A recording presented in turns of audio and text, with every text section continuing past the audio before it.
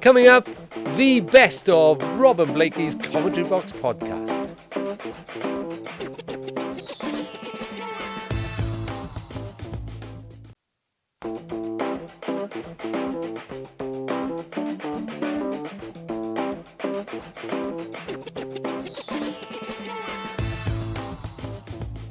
We come to our guest. Delighted to say that we're joined by the man who has led Cardiff City to the peak of League One, actually second in the table after a Stevenage win last night, which is not great for us because we wanted to introduce Brian Barry Murphy as the League One leading manager. Well, he probably still is. Brian, welcome. Thanks for joining us. Pleasure. Hi, Harold. Hi, Nev. Good, thanks, mate. Good. Great to have you on at last. Just when you look back at your career in, like, I know it's been short in management, but is there anything in your sort of growing up in your childhood that defined like the way you think, the way you are? Because you seem to be able to, what you seem to do is taken Cardiff to a level I haven't seen us play in a very short space of time. I don't feel as if I'm ready to go back into my childhood experiences and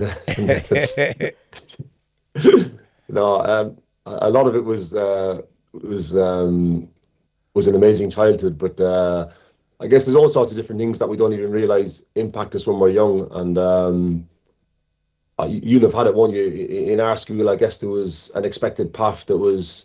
We were, I suppose, supposed to go into Irish sports and kind of do predictable things and have a nice steady job and go down that route. But what I witnessed was in our school, it was quite a sporting school, and we had different people from different backgrounds. Rugby, Ron McGarry was in my class in primary school. Okay. And always, I don't know, when I look back now, I always feel as if from a very young age there was a sense that we almost wanted to prove people wrong or take on what was the expected path of what we could or could not achieve. I think that's stayed with me, which is a positive, but can also be quite disturbing at times. Yeah, I mean, I was quite intrigued, Brian. I was at your first press conference when you arrived at Cardiff. Yeah, I know. And, well, one scene never forgotten.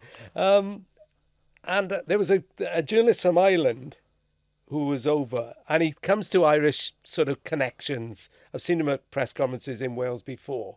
But all he wanted to ask you about was your dad. Yeah. And I don't think, don't blush at this. I don't think people realise how big your dad is in Ireland as a GAA. I mean, I tried to write, I looked at his Wikipedia page. It took me about 3 minutes to read right through it. Your dad has won astonishing amount of All-Ireland titles, both GAA, Gaelic football and hurling. Is that pressure on you or is that a help? No, it's not, no.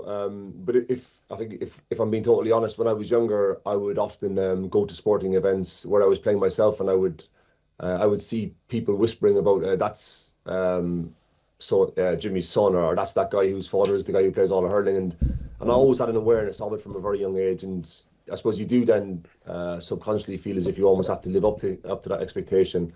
And I suppose for people in Cardiff, in terms of Irish sports, my father was a very successful hurling Gaelic footballer, which is our national sport in hurling. So again, without realizing it now, I grew up in under the microscope of always being in a sporting household, always being kind of, I suppose, the mood of the house or the mood of the city being dependent on winning games and winning trophies. And it's probably something that I didn't expect to prepare me so well for life at Cardiff. Yeah, because I remember you saying in that press conference, he asked you what advice your dad had given, and he said, no, take the job. Because I can think of, me and Nathan, well, I've been covering the club 38 years now, I think it is. And Nathan's been, a player there. We've seen so many managers, particularly the last 5-6 years, but there was no doubt in your mind this was a job you wanted to take. Yeah, no, I think there was a couple of reasons for me. I think the first thing for me was the opportunity to work with a lot of the players who I kind of felt as if I had seen a lot of, and was curiously wondering what had kind of happened to them. So the one we speak about all the time is Ruben, but he probably was the one that was at the front of my mind. I'd seen him play as I saw him. I don't know if he actually saw his debut, but I'd seen him play for Mick, and he tells me it was his debut. So I was always aware of him and other players of that caliber that were in the club. But I guess I was doing my own thing for a couple of years, and the club were doing whatever they were doing, and kind of lost touch about what had happened to a lot of these players. And once I started to dig a little bit deeper, I kind of saw there was still a lot of them within the club, and then just kind of felt as if it was a brilliant opportunity for me to go into a club with so much potential. Is that why you focus more on the youth contingent? And so there's a lot of experienced boys who've been like cut, because I mean the squad was massive, right? Is that why you focus so much, because you knew there was that sort of talent? Because I think prior to that, Ruben had been the only one for many a year to come out through the academy system.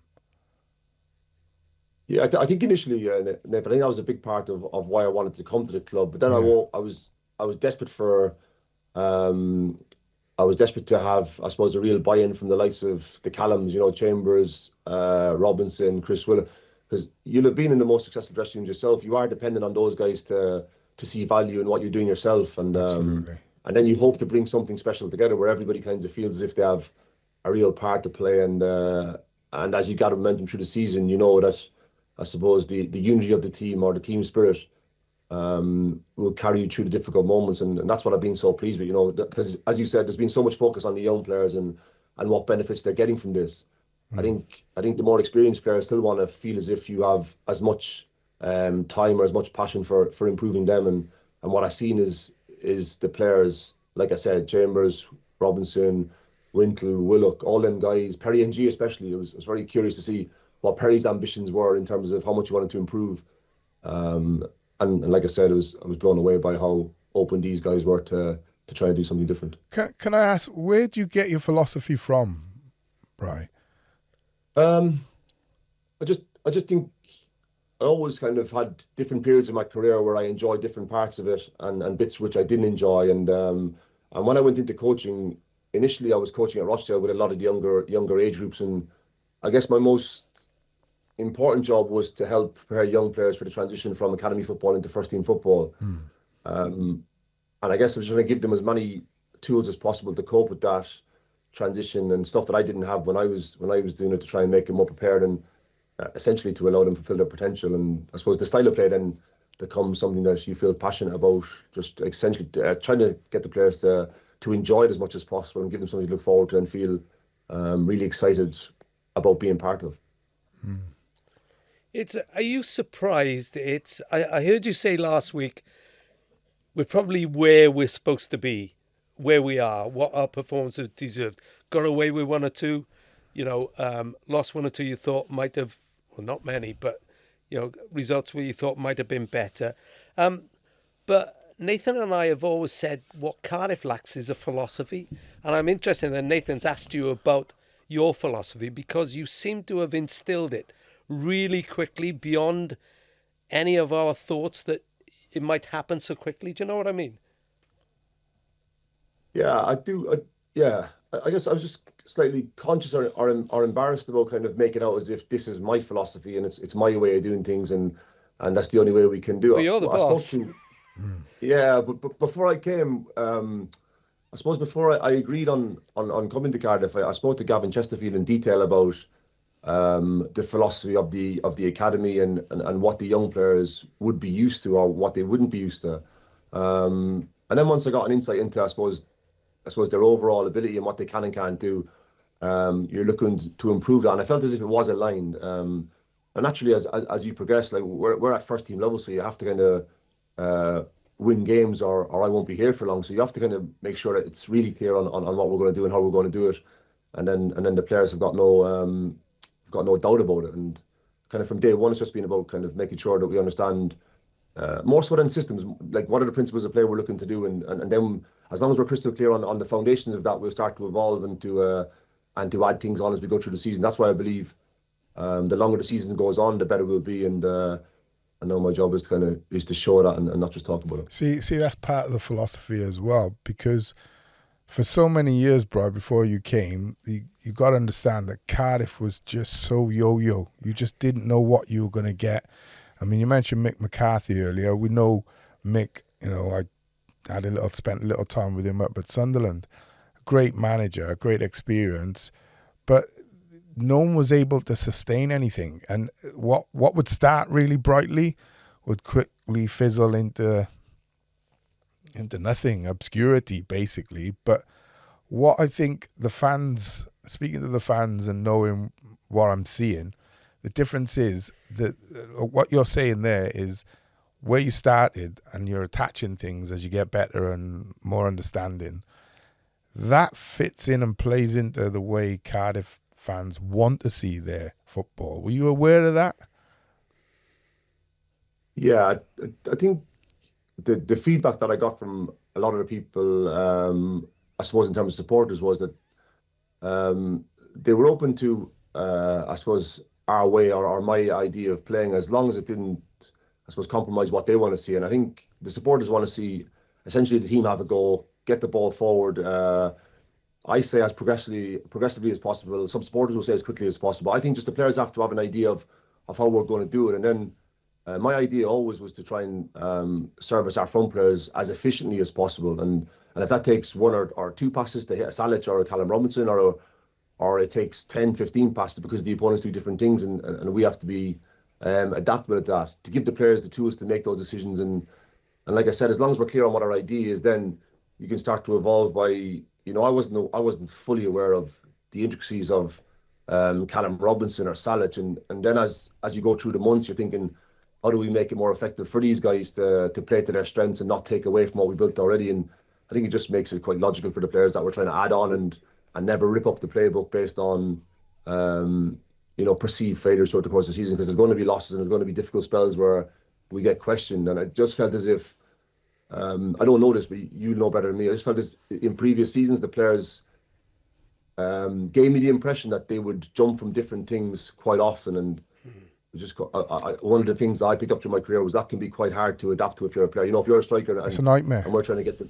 Yeah, it's hard. The change, but that comes with the change in the manager and constant. And then what happens is what happened at Cardiff for a long time was under Vincent Tan was then, a manager would last 10 months, but they would come in and want 3 or 4 players in the first transfer window. They get to the second, another 3 or 4 players.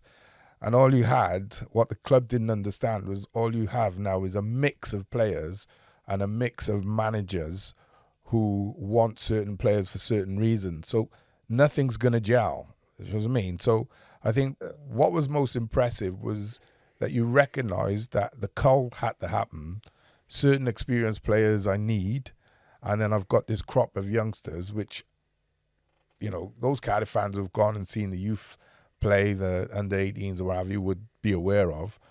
But there's lots of Cardiff fans who weren't aware of your Capacios, your Lawlers and people like that. So it's been a breath of fresh air for a lot of people. Do you enjoy watching your team?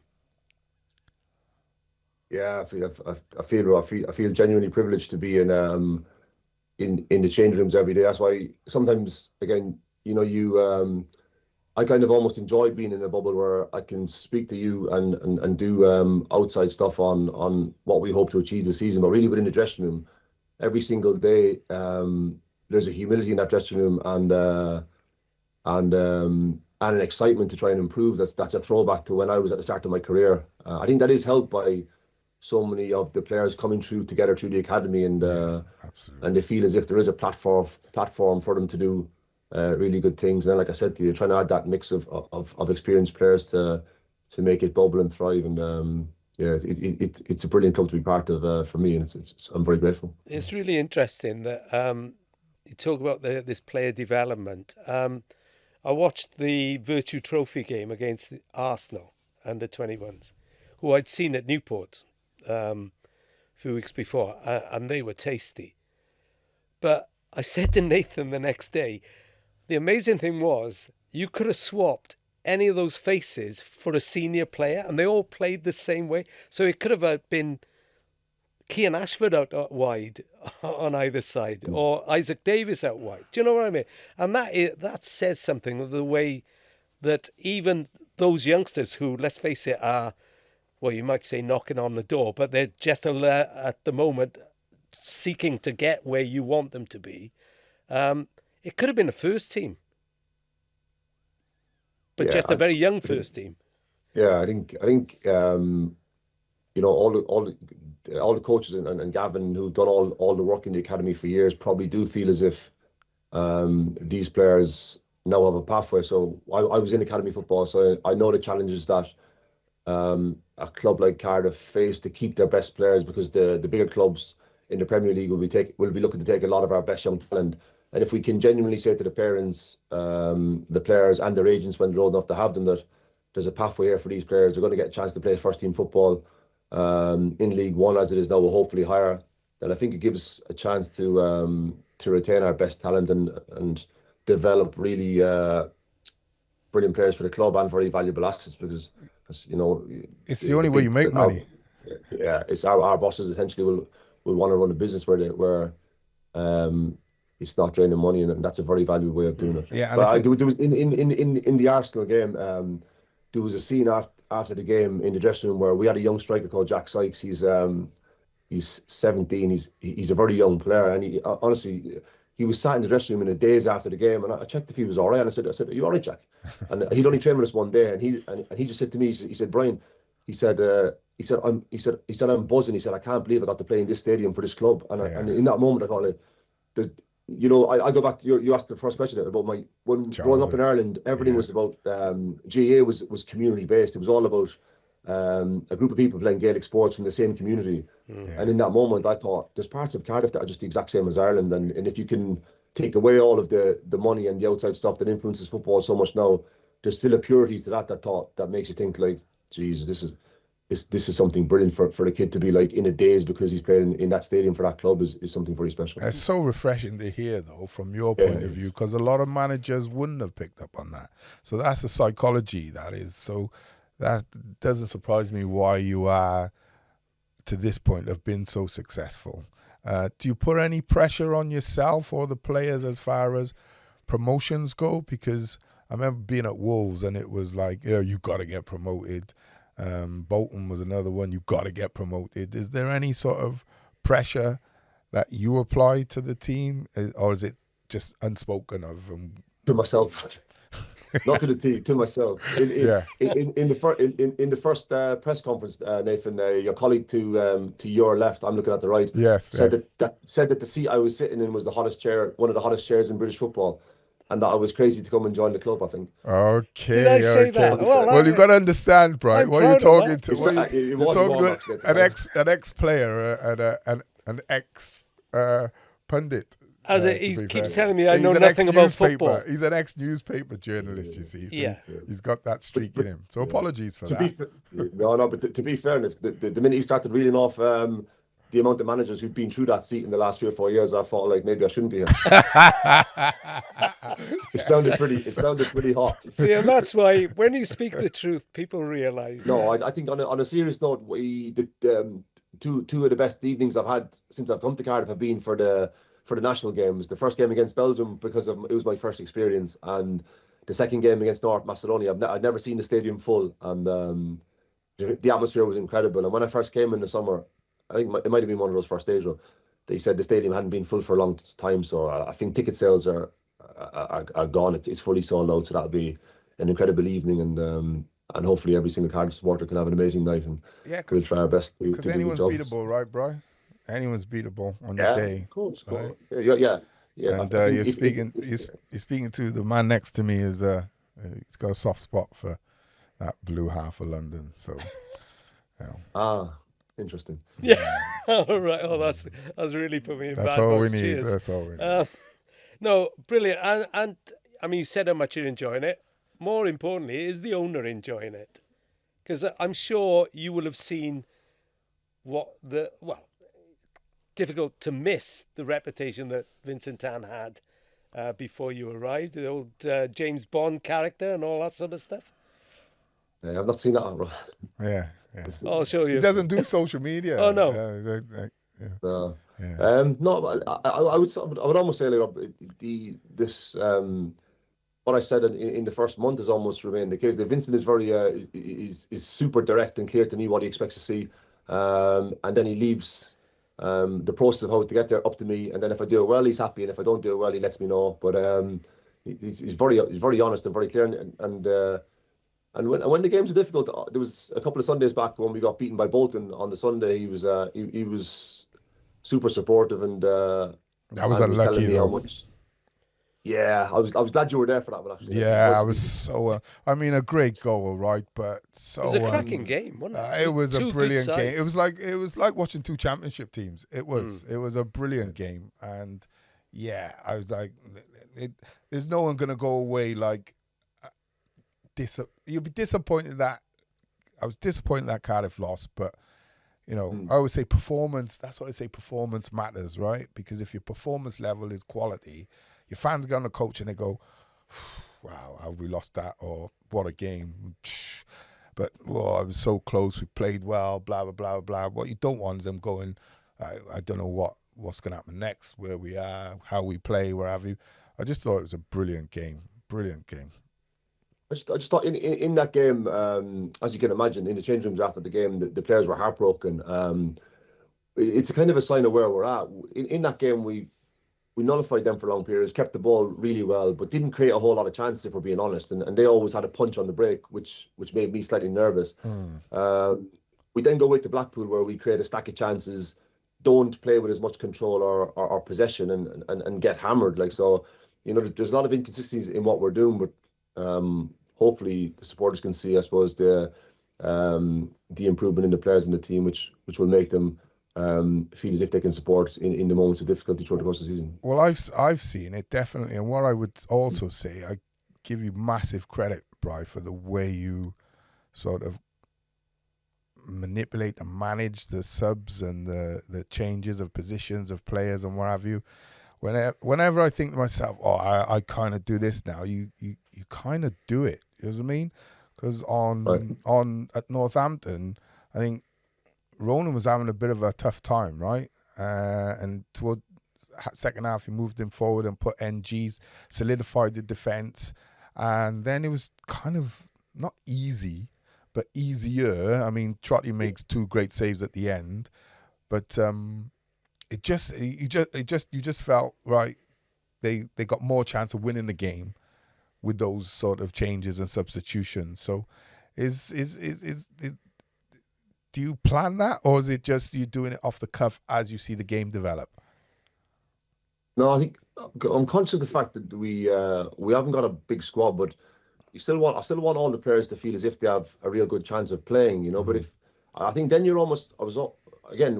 try and treat our dressing room like a bubble where like nothing can get inside it and everything. So saying to the players, you can't just take for granted that we're going to chop and change the team all the time, and no matter what happens in training, you're going to play. The players have to earn the right to play. But Capaccio has been incredible in terms of his application and his desire to play every single game. But he is so young that there's going to be games where he needs help, and that's the part of playing such a young team with young players. Dylan always had the same, hasn't he? He's had an incredible rise.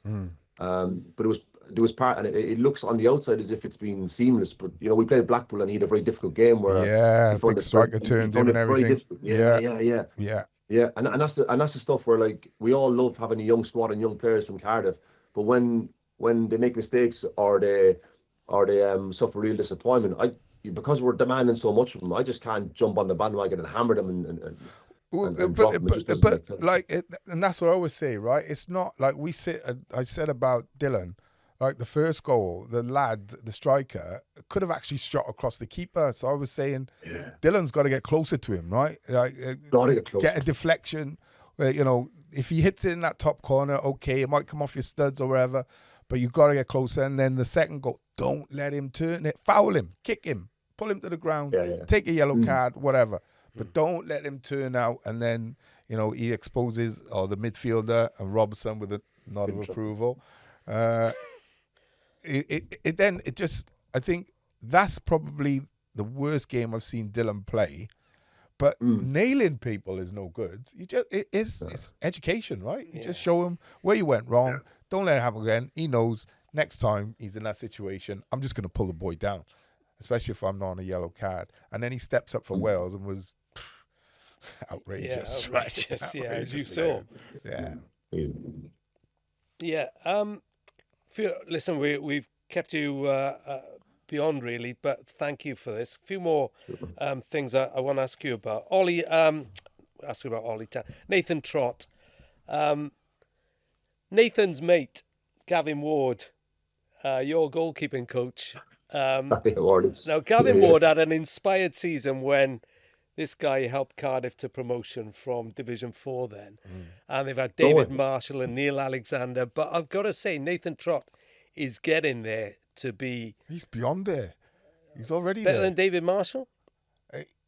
I don't compare. All right. I'll ask the manager then. It's different I mean, you must be so happy with the way he's fitted in. And, you know, you talk about winning points.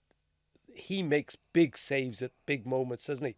Not least the right hand up on Saturday to preserve the 2-1 at Northampton.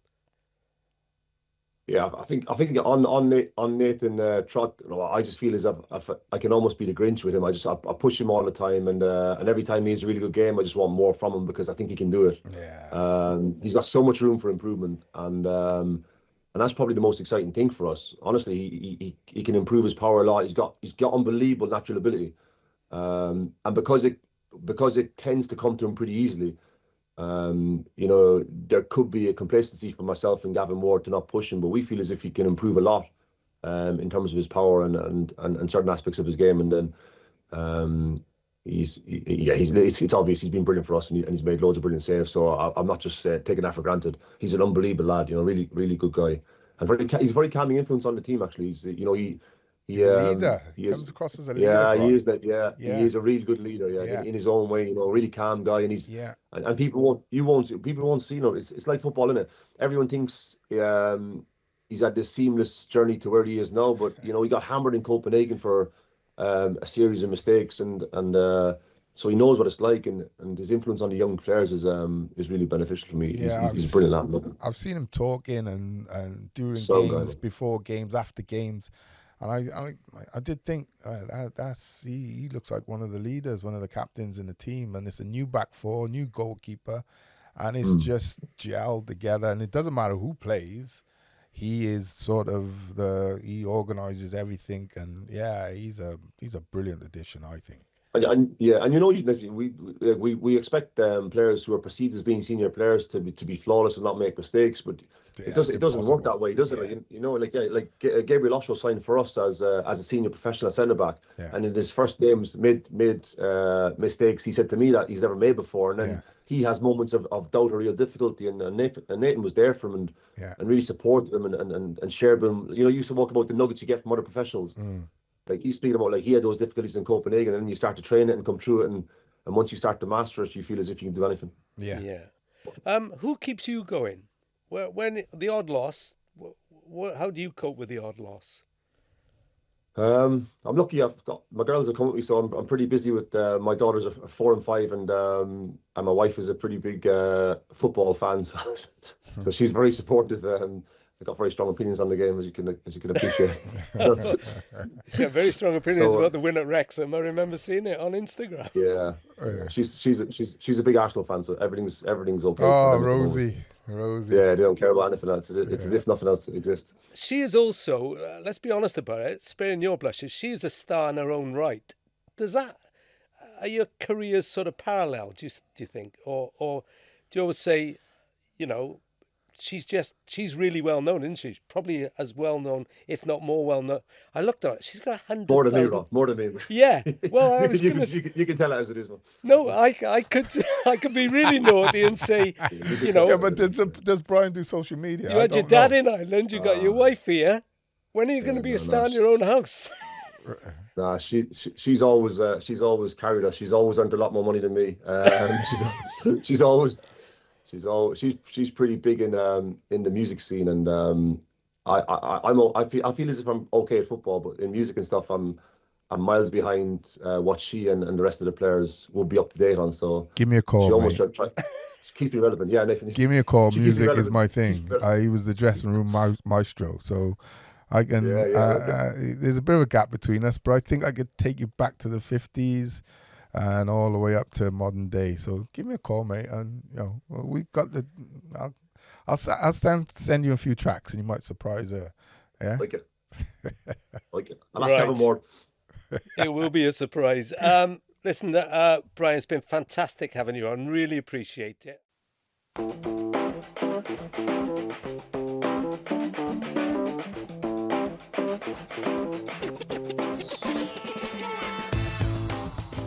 The step has not been without its pitfalls, but you're flying high. You're third in the table now. Yeah, third in the table. Quite a few many points as well. I think, to be fair, I think it's 8. Like you said, the most formed team in the league, 8 on the spin. Obviously, it's a big game on Saturday. I think. Obviously, they top the league for a reason, so it should be a good game. Yeah, Nathan, it's been impressive, hasn't it? Some of the goals, mate. Talk me through the free kick. No, it was open play, wasn't it? Yeah. It wasn't a free kick. Oh, wasn't it? No. Oh, your mum was too Couldn't slow have with seen the video it then. I think it's everywhere. I think everyone's seen it. Yeah. I don't know. The ball just come to me. I like to pick up spaces in midfield. The ball just comes to me. I'll just open up my foot, seeing it. And I was speaking to the boys after the game. Normally, when you have a shot outside the box, you can see if it's going in. Yeah, you reel away straight away. Yeah, but this one was different. I was speaking to the boys and I've shot. And it just didn't look like it was going in. Yeah. Hence, it was the celebration. I was a bit shocked. Mm-hmm. I was like, oh my God, it's gone in. And I didn't really know what to do, to be fair. Yeah. But looking back, take from me, just pretend you expected it to go in. I have watched it a fair few times, to be fair. I can't lie. Yeah. Yeah, it was big on social media on Saturday night. I don't know if it was your mother who put it up, but No, she weren't there. Oh right, No. yeah. So whoever done the video I've not got the beginning of it. I've just got it travelling through the air, and did it hit the post or something? Posted like in, that? was against Buxton, wasn't it? Posting in. And I thought well, it must have been a dead ball. No. Plate, yeah. No. But okay, I'll have to try and dig out the whole thing then. So what's the secret, Lou? What's the secret to Merthyr's success? I'm don't sure know. nobody from Fylde is watching this. So Hopefully not. I don't know. I think the team we got, like I just said, we were tipped to be relegated at the start of the season. But I think if you ask all the team and you ask all the players, we kind of believed it was going to happen. Like, we've got such a young team, and I just think we've been together for quite a while now. We brought in a few players this season, but we're all so close and. That comes across, man. I can always tell a really close team when you score goals and the team celebrates. There's a genuine coming together. Yeah, we all celebrate together. Yeah. And your captain is he the big lad at the back? At the back, Matty Harris. He's been there. He's played 450 games at the club. Yeah, he's a bit of a legend. Yeah, Merthyr legend for sure. Yeah, and I've seen him almost pointing to him talking. Oh, he's a legend. He's unbelievable. So, what's your manager? Talk to us about your manager. Michael, yeah. Well, he's obviously a young manager. I'm not sure if you know, but I think season before I joined, or maybe 2 seasons before, I think they they should have been relegated. Yeah, they were going out. Yeah, they were ruined. And I think you come in. I'm not sure 100% of the dates and stuff, but I think you come in, save them that year, went on to do well. The next year, we think just missed out on playoffs maybe, by a goal difference on the last game or something. And obviously the next season, the aim was to get promoted. We went up. Obviously, I wasn't there from January onwards, and the boys done the job. Played a big part in that. Yeah, for sure. Yeah. Yeah. I think the way we play, the style of play, suits all the players. Like, when we get the ball from goal kick, we don't boot it once. We play out. Obviously, we're going to give a few goals away from doing that for sure, but that is the way we all like to play. Obviously, everyone likes to play football on the floor, Seems to be lethal at front. Yeah. You can. I mean, personally, you can travel with the ball really quickly. You can score a goal. You can assist. You got a great assist record as well. It's not bad, is it? Yeah.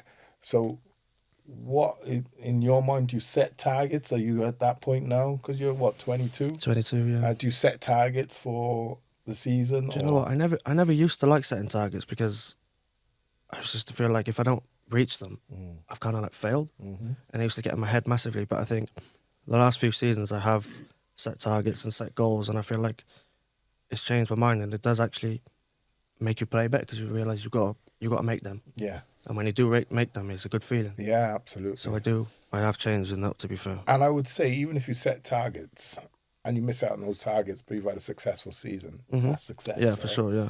That's success. Yeah, the way, because I've been up there. Let's not mention the result when I went Yeah, up you're not there. allowed to come again. Yeah, because it wasn't a great result, was it? No.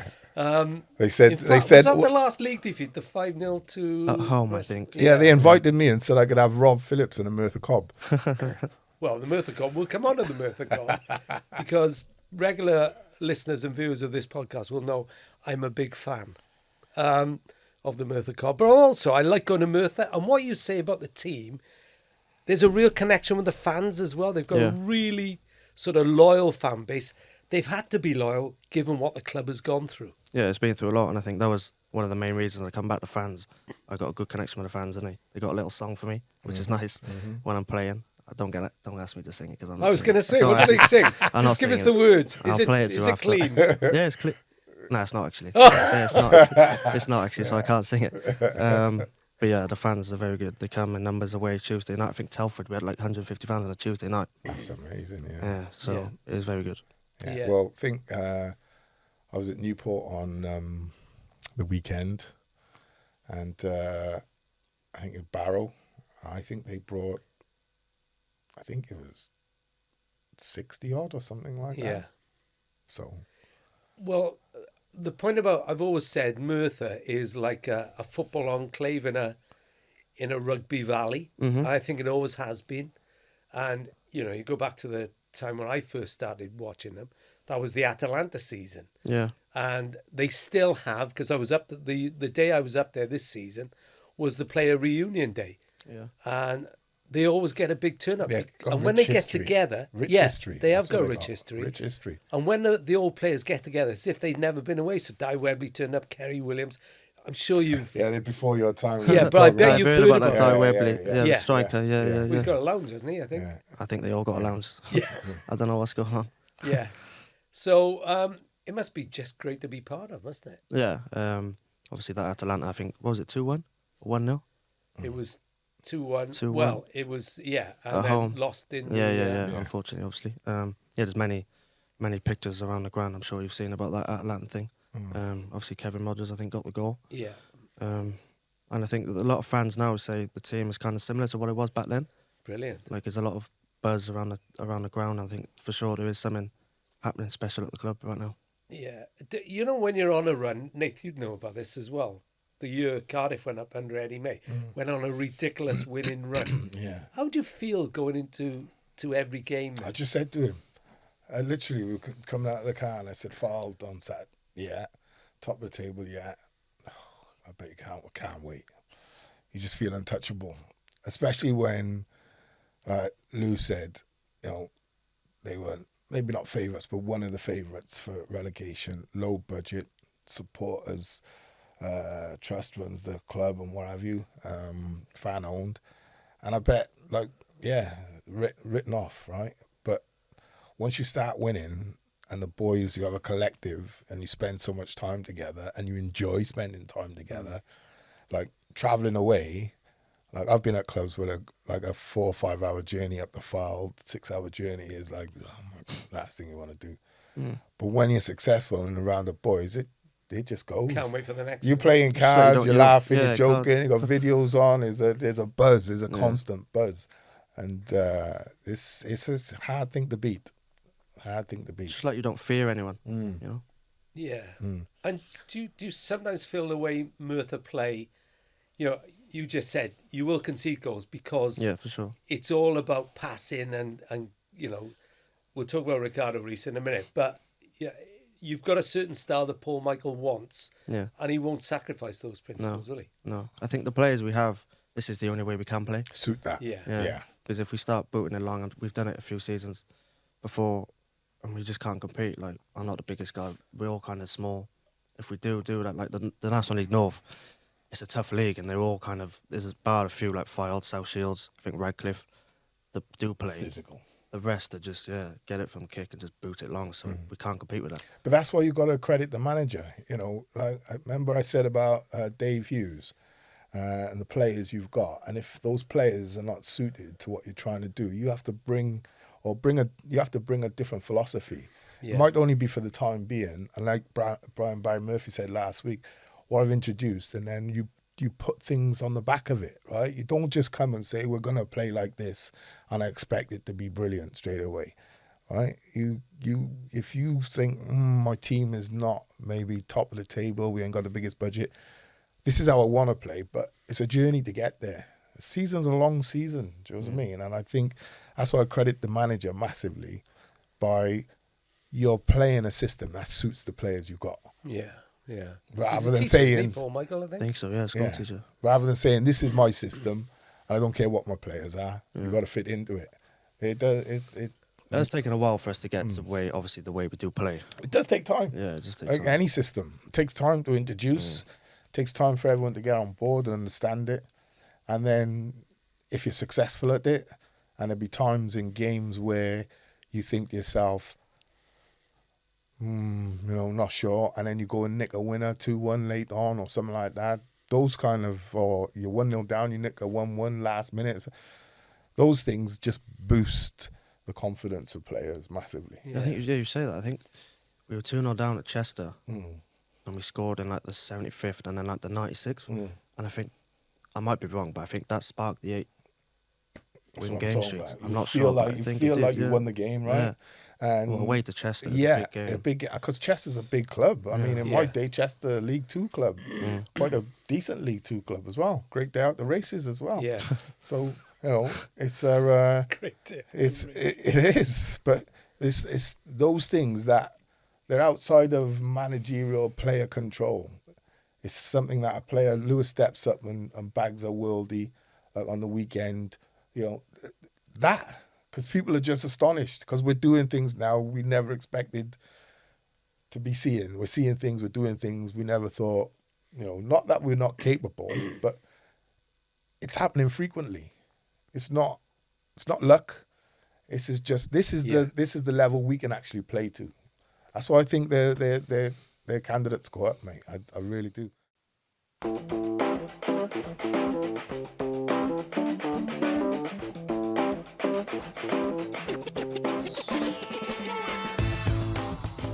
And in keeping with efforts to bring you really interesting, entertaining football guests, today we welcome all the way from Thailand, no less, the man who helped produce some prodigious talent at Swansea City, managed in his own right at a now Champions League club Paphos in Cyprus, coached in the Premier League at Leeds, as well as loads of other things which we're going to talk about.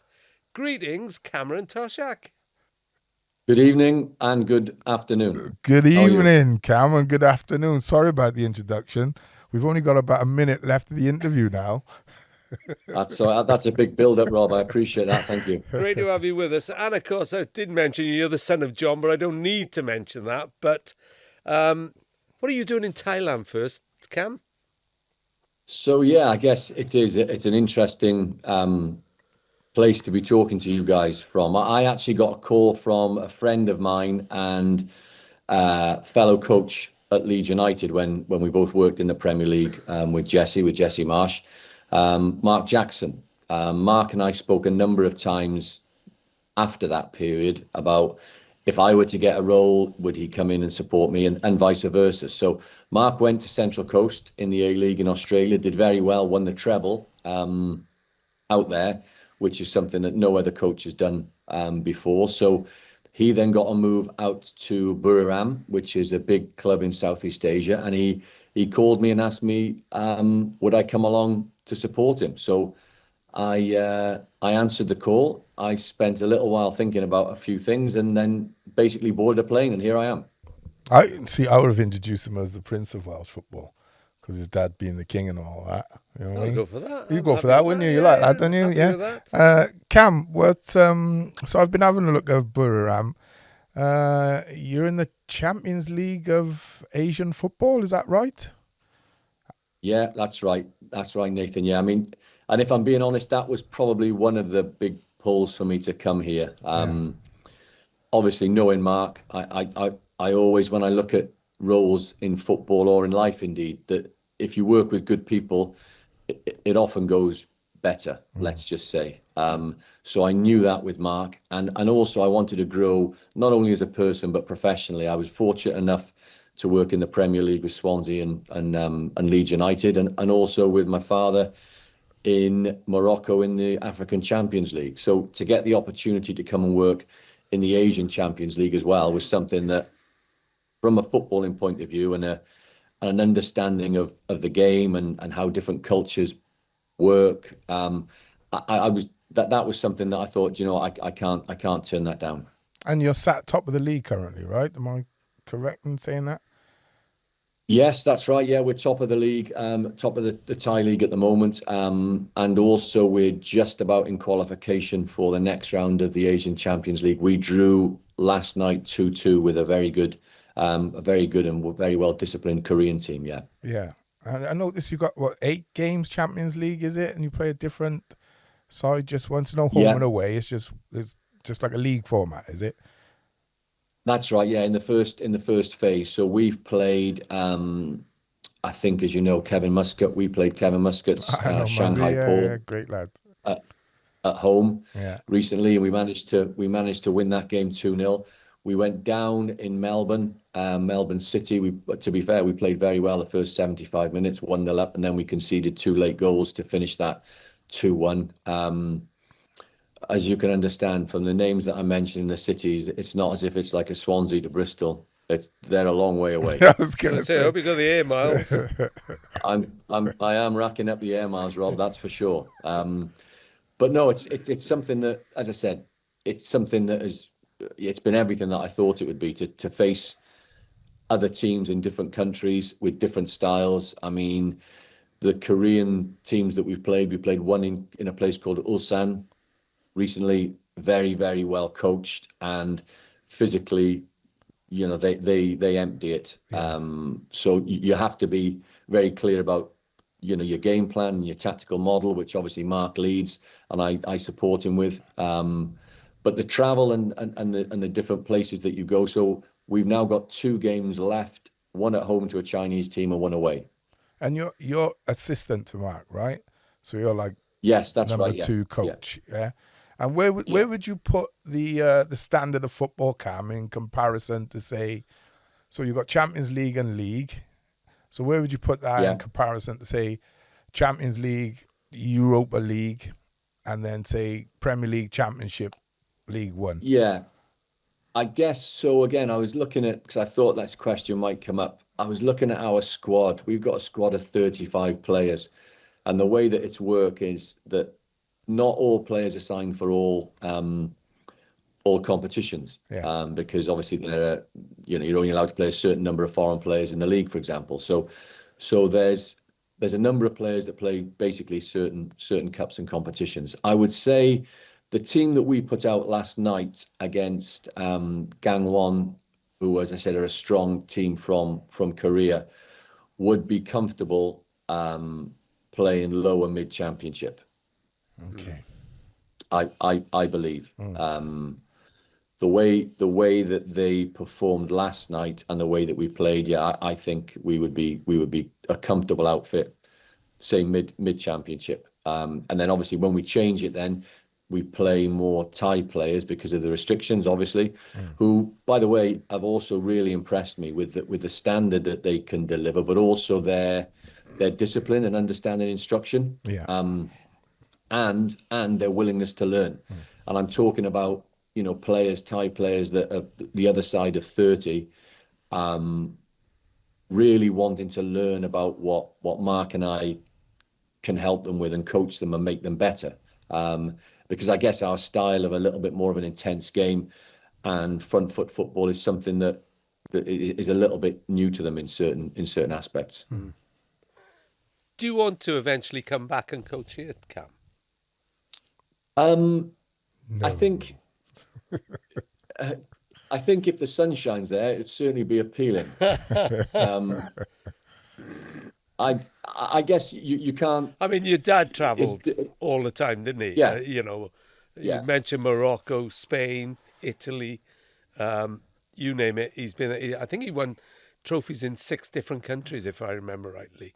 So, it's it's in the genes sort of thing. But Yeah. you know, is this ultimately the place you want to be?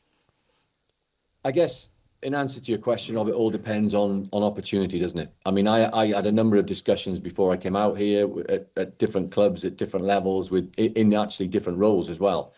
So one or two, they decided to do a different thing and go in a different direction. And one or two, perhaps I thought it doesn't really fit for what I would like it to be at this moment in time.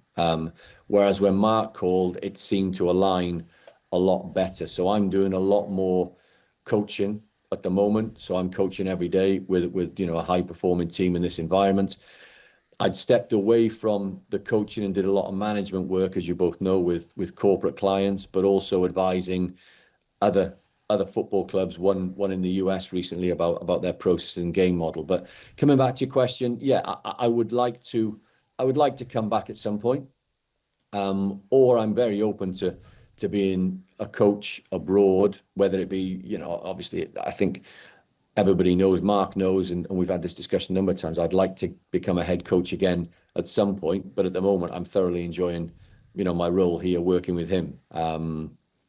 So I guess that's something that is in the distance, but as we all know, it all comes down to opportunity, right? Yeah. Cam, it's been brilliant having you. Want to ask you, obviously, how John is, and just looking up again today, the gold and diamond insignia that Real Sociedad awarded him before their game against Real Madrid, and of course, Xabi Alonso was there to present it to him as well. Why?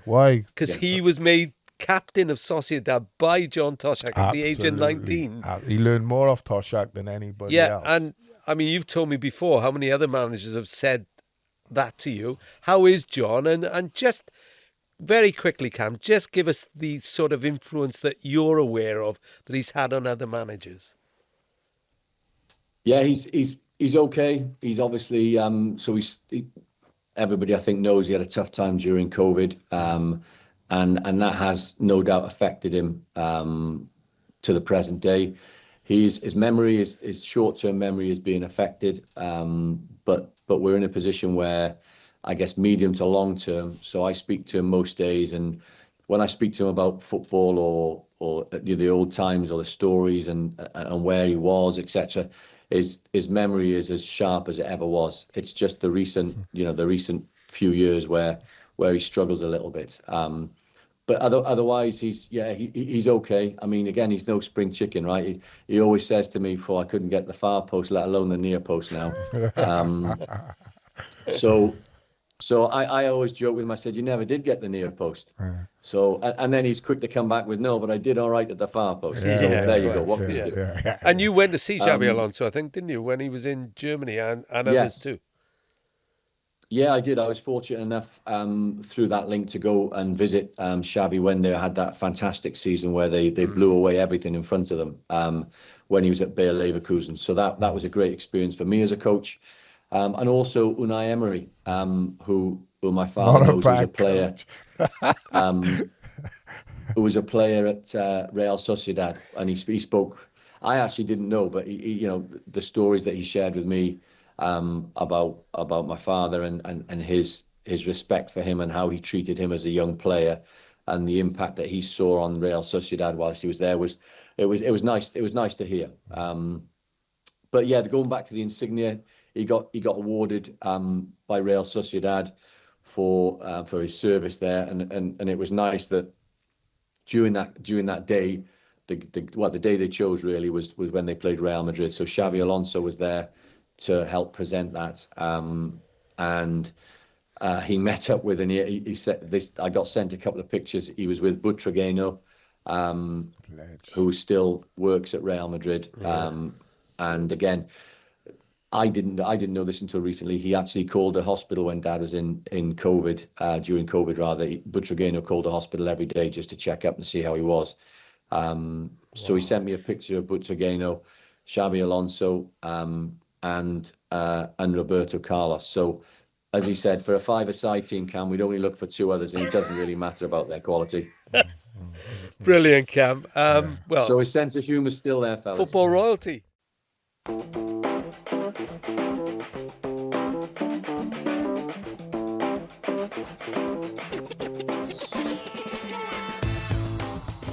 As well. You're being very, very modest there. You scored 34 league goals, the highest in all 4 divisions. Yeah, it went well. It was, sometimes, I know Blakey will know it as well, that the relationship when you get a relationship like me and Trundle had when we played, it just suited. He used to love the ball to feet. I used to run around, and we used to complement each other's game really, really well. And he's some player. He is some player. He had a beautiful left foot. He scored all sorts of brilliant goals, and I was the one that sort of tapped in his rebounds and fed off bits. So it helps when you have a good team around you. But when we and him clicked, we had a really good season. Yeah, Andy Dibble, Darren Ferguson, all in that team. Andy Dibbs? Yeah, Andy Dibbs. Roger Freestone was like what? No, that's Wrexham, Andy Dibble. Oh, right. Yeah. So it wasn't a bad team. I actually put your 2 names in AI, Andy. And it came up, it said, whoever AI is, bless him, or her. Yeah. Dynamic duo, Morrell, the powerful finisher, Trundle, the skillful magician. And then I was reading a quote from Dennis Smith, your manager at the time. Great guy, Dennis. Very good. He said, with Lee Trundle in the side wanting to be a star, but Andy scoring the goals, there was a danger of a personality clash.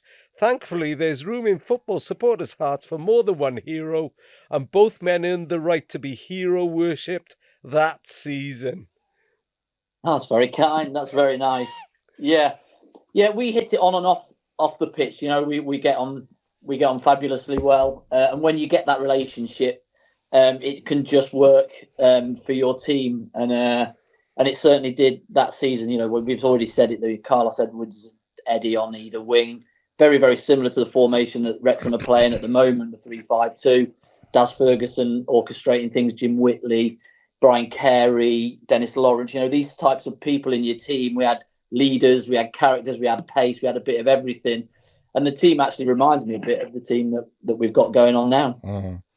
Do you when you said you had a great partnership on and off the field, would I be right in saying you got up to some really childish antics together? Because I know my partners like John McGinley, that's all we ever done was everything was a joke, right? And we can't mention some of the things, but is that how you two used to get on? Yeah. We're just, because we came in late to the game, we were just totally into giving it a go. You know what I mean? And trying our best every training session and enjoying it while we were there as well, because we knew how quickly it could soon be taken away from us. And so we were just having a go every day, enjoying our football, enjoying winning football matches, enjoying scoring goals. We did it in the reserves when we first started, and then that just developed into the first team as well. And yeah, we got to a few antics. He was probably a little bit worse than I was. But I don't believe that for 1 minute. Look at your nose growing on live. Your nose is growing live on air. What are you doing, Ant?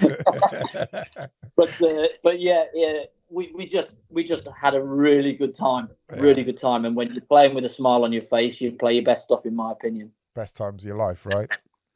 Absolutely. Right, we've just been joined by your old sparring partner. He was always late to the far post, was Lee Trundle. He's been late for us. All right, Trent. How are you, Trent? You okay? And say hello to your big buddy. Yes, and not sparring partner. We work together. Hey, you're looking fit as a fiddle there, mate. Thanks, Ron, mate. Thank you. So we've reminisced about your partnership, Lee. I'll quote to you what I said. I told Andy that Dennis Smith said, AI said, Morrell was the powerful finisher, Trundle the skillful magician. Are you taking that? Yeah, I'll definitely take that. Yeah, I think with the partnership with me and Andy, you know, Andy's strengths and my strengths work together. You know, Andy loved going in behind. You know, he'd chase lost balls. For me, I like dropping into that number 10 role to get it. And, you know, for me, I just used to, if I used to get in a position, I'd sort of just pick a space out, and I know that Andy would always go and attack that space rather than sometimes probably wasn't a good ball, but Andy would make it look like a better ball. But I knew if I hit the empty space, he was always there. And when he got there, you know, he could finish with every different type of goal as well. So he was the perfect partner for me. Was he your favourite partner, Truns? Do you know what? I would say he was, I'd have to go Akin Fenwell as my favourite partner because he set me more up for goals. So the other way round. I set Andy up more. We were, and listen, as a striker, you want to be the goal scorer. I don't care what anyone says. You do. But I think once you fit into a partnership with someone, you've got to realise what the strengths are. And for me, Andy in them positions, that was more of a strength of us working together, and that's why we work so well. I'm just leaving now. See you later. It was. Yeah, Dennis Smith said you were both hero worshipped anyway, Lee. Although he said you were the one wanting to be the star, but Andy scoring the goals. There was a danger of a personality clash. Thankfully, there's room in supporters' hearts for more than one hero. You both were. So you'll take that, yeah?